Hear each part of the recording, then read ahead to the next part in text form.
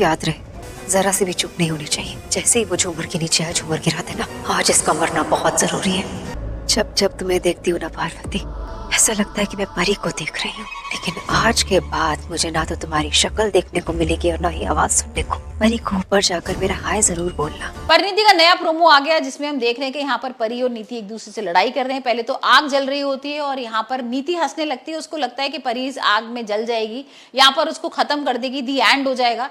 लेकिन यहाँ पर तो कुछ और ही उल्टा हो जाता है। अचानक से एकदम से नीति जल जाती है और यहाँ पर परी बोलती है कि देख मैंने क्या किया तेरे संग, तेरा ही बार तेरे पर ही उल्टा चला दिया मैंने। और उससे कहना कि संजू पहले भी मेरा था और अब भी मेरा ही है।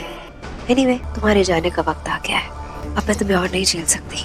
तुम यहाँ से जाओगी तभी मुझे चैन मिलेगा। Hello, this Parvati Singhania. Excuse me ma'am, आपको ना एक आंटी बुला रही है। उन्होंने कहा है कि आपसे बोलूं कि परमिंदर आंटी ने आपको बुलाया है। मुझे बुला रही है? ओके। यहाँ पर कहती है जैसी करनी वैसी भरनी, और तूने जिस तरीके के पाप किए थे भाई तेरे को सजा मिल गई। तो भाई क्या हो सकता है यहाँ पर नीति की मौत हो जाए, क्योंकि प्रोमो में तो यही दिखाया जा रहा है कि आग में भाई नीति मर गई है। तो ये भी तो यहाँ पर कुछ भी पॉसिबल है भाई। परिणीति का एपिसोड है, परिणीति में तो हम देखते हैं ना सपनों में क्या कुछ हो जाता है और जब हकीकत आनी होती तो हकीकत में कुछ और ही होता है। तो ये हो सकता है कि नीति की मौत हो जाए। देखो पूरी, तुम रेडी हो ना?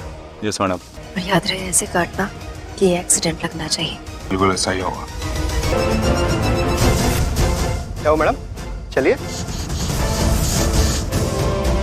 लेकिन अगर नीति की मौत होगी तो यहाँ पर राजीव के लिए कौन झगड़ा करेगा? तो भाई नीति की मौत तो नहीं होगी। और वही हम देखेंगे कि किस तरीके से बरनाला पहुंच गई है परी यहाँ पर नीति की माँ को लेने के लिए। अब नीति को उसने धमकी भी दी थी ना कि तुम्हारी माँ को नहीं छोड़ने वाली हूँ।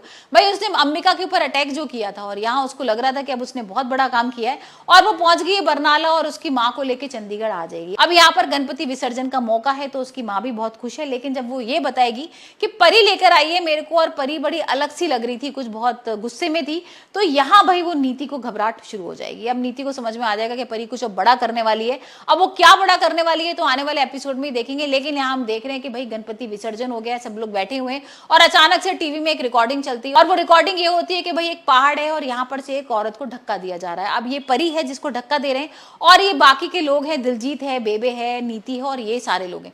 अब उसमें वीएफएक्स है ना, शक्ल तो उतनी नहीं दिखाई गई, लेकिन हाँ कहीं ना कहीं लग रहा है कि वही सारा सीन है। अब देखना बहुत इंटरेस्टिंग होने वाला है कि राजीव को ये सच समझ में आएगा कि नहीं, क्योंकि भाई राजीव को तो पता ही नहीं था कि परी को धक्का दिया गया था।